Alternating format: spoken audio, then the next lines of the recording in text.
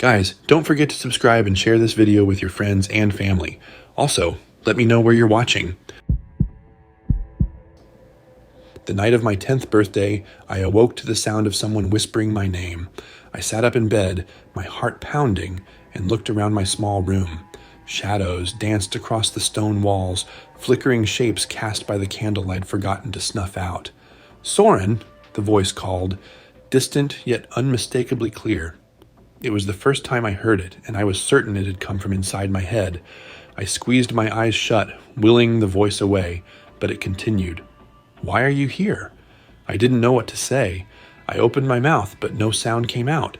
My throat felt tight, my breath shallow. I pulled the rough wool blanket up to my chin, trembling. Minutes passed before the voice faded, leaving me alone with the lingering sense that something had changed forever. I never told my parents about that night. They were good, kind people who worked the land for a living, and they'd already been through enough. My father had suffered an injury a year earlier, and we struggled to make ends meet. I couldn't bring them something as intangible as a voice. They would have worried or prayed or both, and I didn't want to add to their burdens. But the voice came back. It visited me in the dead of night, always whispering the same question. "Why are you here?" Sometimes it grew more insistent, the whisper transforming into a guttural hiss. "You don't belong." One night, the voice became louder, angrier. "You stole it," it growled. "It's mine." I had no idea what it meant. I pulled my knees up to my chest and hugged them tightly, wishing the voice would go away, but it didn't. Instead, I felt my left arm move of its own accord. It rose slowly, fingers curling into a fist before releasing, curling again. I screamed then, but no sound came out. My voice had been stolen too. In the morning, I stumbled downstairs, pale and exhausted. My mother noticed immediately. "Soren, are you feeling all right?" she asked, brushing my hair out of my eyes. "Just a bad dream," I lied. That's what I told myself night after night, as the voice continued to haunt me. It would visit me once or twice a month, always at night, always angry. Over time, I memorized the routine. The voice would speak, my body would freeze, and sometimes my arm would move on its own. I did my best to ignore it, pushing the strange occurrences to the back of my mind. But on my 13th birthday, everything changed. I was alone in my room, sitting by the window, when the voice returned. "Leave," it snarled. "You don't belong." "What do you want?" I whispered back, my voice trembling. There was silence. Then the voice said something different. "It's mine. Give it back." "I don't know what you're talking about," I shouted. My left arm shot out, slamming into the stone wall beside me. Pain shot through my hand, but I barely felt it. The voice continued to echo inside my head, angry and insistent. "Give it back!" I stumbled to my feet and ran out of the room. I didn't stop until I reached the village square, where the old oak tree stood. Beneath its shadow, I sank to the ground, gasping for air. That's where Corin found me. Corin was an outcast like me, a boy with bright copper hair and a mischievous smile. He asked no questions as he sat down beside me, offering a silent camaraderie I desperately needed. "You ever feel like you're being haunted?" I finally asked, staring at the ground. Corin tilted his head, considering. "Not haunted," he said, "but I've heard stories." "What kind of stories?" He leaned closer, lowering his voice. "Sometimes, when a person dies suddenly, their spirit gets stuck. If something was taken from them, something they believed was theirs, they'll do whatever it takes to get it back."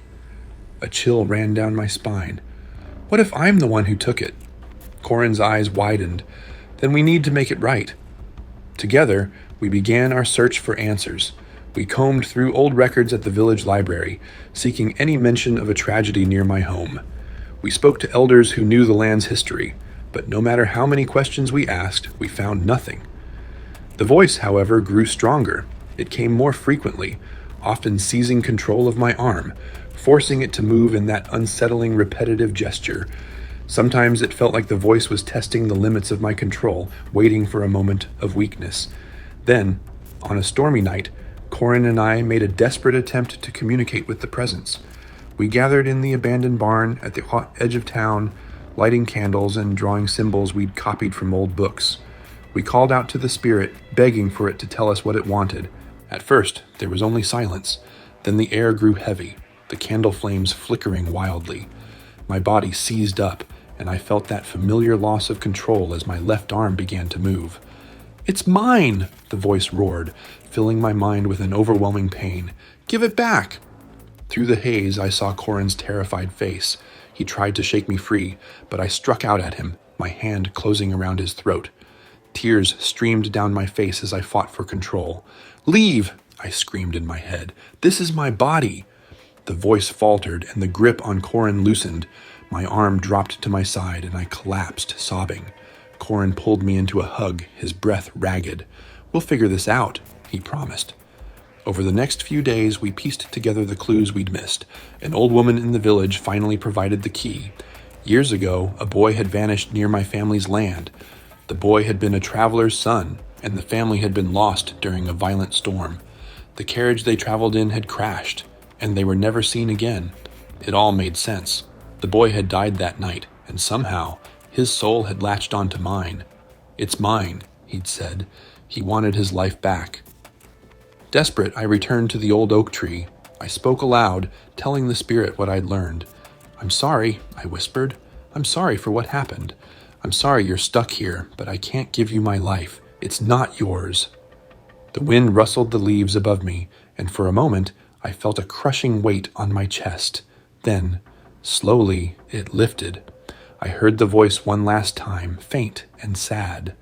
"I'll let you be." From that day forward, the voice never returned. Corin and I moved on, growing older, leaving the haunting memories behind. But sometimes, when I pass by the old oak tree, I swear I feel a presence watching over me, a whisper of a boy who once wanted what I had. And though I'll never forget the fear and anger I felt, I've come to understand that the spirit was never my enemy. He was just a lost soul, searching for a place to belong, much like I once was.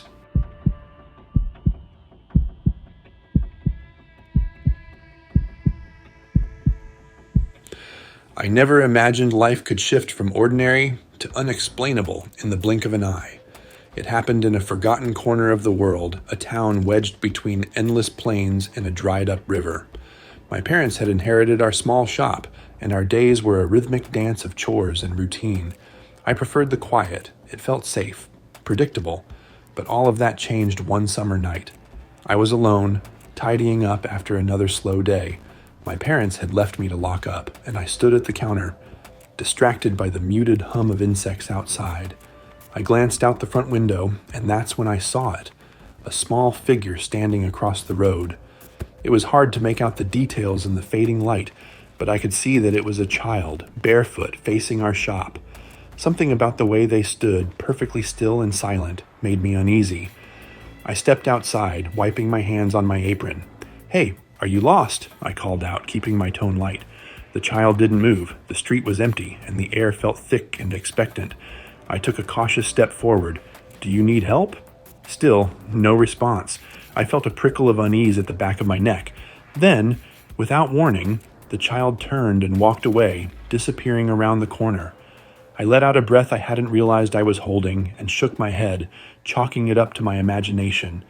But that night, I couldn't shake the feeling that something was wrong. I woke up hours later, my heart pounding for no reason. The house was silent, the kind of silence that made you feel like you weren't alone. I stared at the ceiling, listening, and then I heard it, the faintest sound, like nails scraping on wood. I climbed out of bed, moving quietly down the hall. The sound grew louder as I neared the front door. My hand hesitated on the doorknob.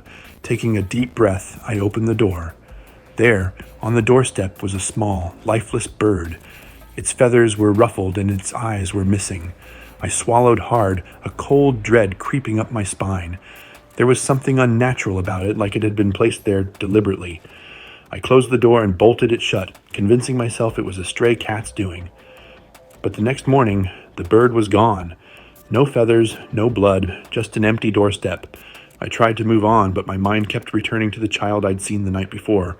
Days passed, and the unease settled deeper into my bones. Then it happened again.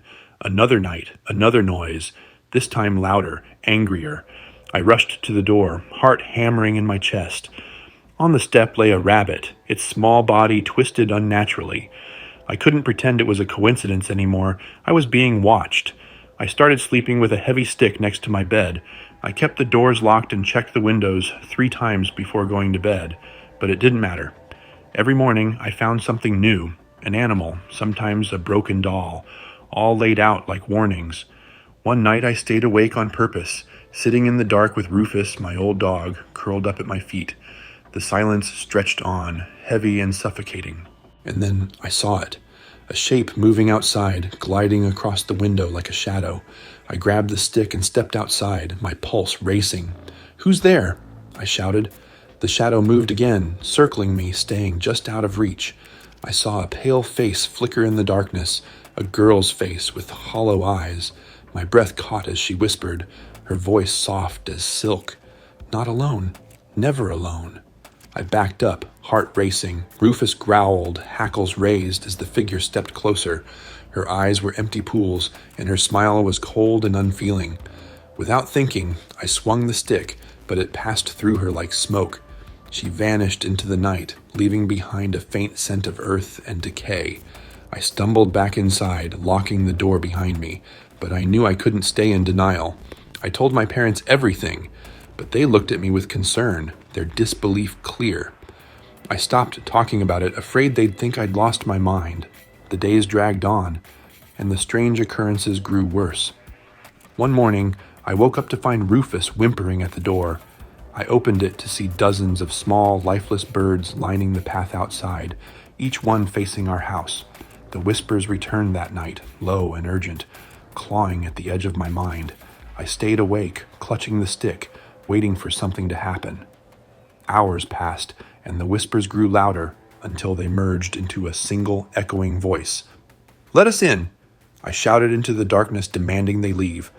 For a moment, the house fell silent, and I thought they'd gone.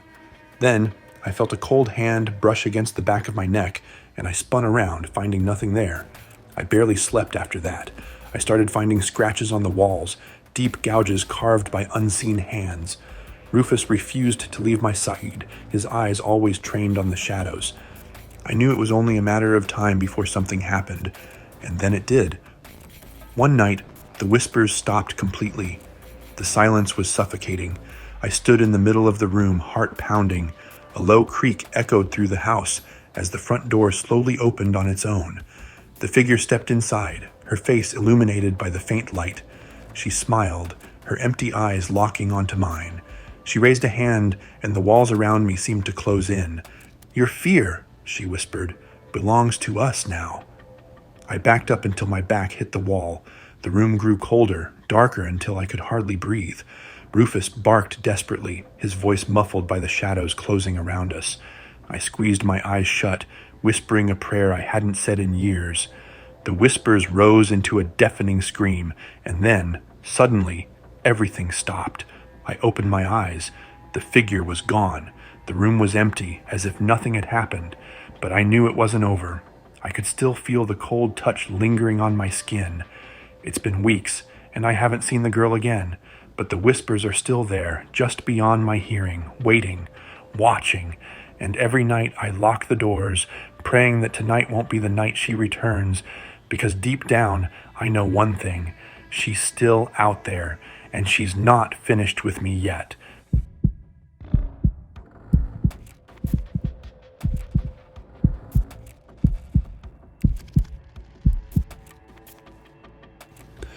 It was late spring when my uncle asked me to watch over his old farmhouse on the edge of town. The place sat tucked between fields of rustling wheat and tall, shadowy woods. He promised me a good sum of cash for the job, which was a relief, since I was struggling to make ends meet. A summer out there seemed peaceful enough, and I figured a break from the noise of the city wouldn't be the worst thing. The house was older than anyone could remember, with creaking wooden floors and tall, narrow windows that seemed to watch you back. My uncle hadn't lived there in years, preferring his cozy downtown apartment, but he kept the farmhouse for reasons he never quite explained. There was a strange weight to the place, like a song you couldn't quite hear. Before he left, my uncle handed me a rusted key and gave me a strained smile. "Don't go into the west bedroom," he said. "Just keep the door closed and you'll be fine." He laughed, but it was a nervous kind of laugh. I figured he was just trying to spook me, so I brushed it off.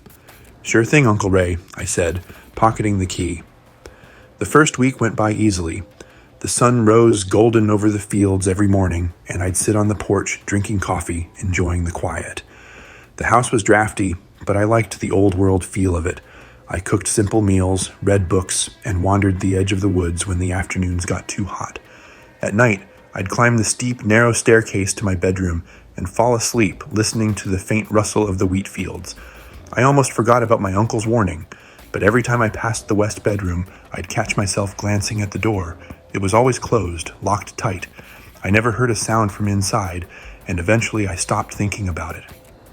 One night, I stayed up late, reading by candlelight when I heard it for the first time. A low, melodic hum, barely audible, drifting through the air, like a distant lullaby. It was coming from the west bedroom. I froze, listening as the hum rose and fell, almost hypnotic in its rhythm. It was the kind of sound that felt both comforting and terribly wrong at the same time. I got out of bed and tiptoed to the hallway. The house was silent, except for that humming. The door to the west bedroom remained closed. I pressed my ear against the wood, heart pounding, but the humming faded as soon as I touched the door. It left behind a heavy, empty silence. I stood there for a long time, breathing hard, before finally returning to my room. I told myself it was nothing, an old house settling, the wind playing tricks, but I didn't sleep much that night. The next evening, the humming came again, louder this time. It drifted down the hallway, wrapping around me like a thin veil of sound. It was beautiful and mournful, like a voice calling from deep beneath water. My curiosity got the better of me, and I took a few steps toward the west bedroom. "Hello?" I whispered, feeling foolish. The humming cut off abruptly, leaving the air thick and still. I backed away, closed my door, and tried to forget about it, but night after night, the humming returned. It grew louder and more insistent, like it was waiting for me. I barely slept, haunted by that song. I knew I should have left, should have called my uncle and told him I was done, but something about that melody rooted me in place, held me captive in my own fear and fascination. One night, I decided I couldn't take it anymore. I grabbed a flashlight and stood in front of the west bedroom door. The humming was so loud, it vibrated through the floorboards, echoing inside my chest. With trembling fingers, I slid the key into the lock and turned it. The door creaked open, revealing a dark, cold room. The air inside was heavy, damp, and smelled of earth and old leaves. I swept the flashlight beam across the room. It was empty, except for a simple wooden chair in the center. There, slumped in the chair, was a figure, a woman with long, tangled hair, her head bowed low. She wore a thin, white dress that looked as old as the house itself. "Hello." My voice shook. The woman lifted her head, and I gasped. Her eyes were hollow, deep and endless, like two dark wells. She opened her mouth, and the humming poured out, filling the room with that haunting melody. I couldn't move, couldn't breathe, as she stood up, her feet hovering inches above the ground. Why are you here?" I managed to croak out.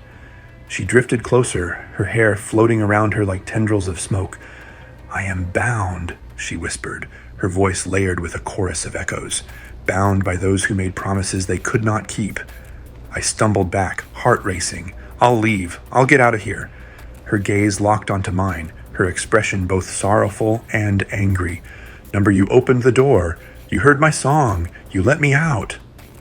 The humming swelled, louder than ever, shaking the walls. The woman vanished, dissolving into a swirl of shadows that slithered past me and out into the hallway. The lights in the house flickered, then died. I fled to my room, barricading the door with a chair. The humming filled the entire house, a sound so overwhelming it felt like it would shatter me. I closed my eyes, waiting for dawn, praying I would survive until morning. When the sun finally rose, the humming faded, but the damage was done. The house felt different, emptier, colder, like the life had been drained out of it. I left that day, leaving the key behind. My uncle never came back for the farmhouse, and I never heard from him again. Years later, I heard rumors that the farmhouse was abandoned, the windows shattered, the door to the west bedroom hanging open. Some say you can still hear a faint humming if you stand close enough, a melody that wraps around you, beckoning you closer to something that should never be let out.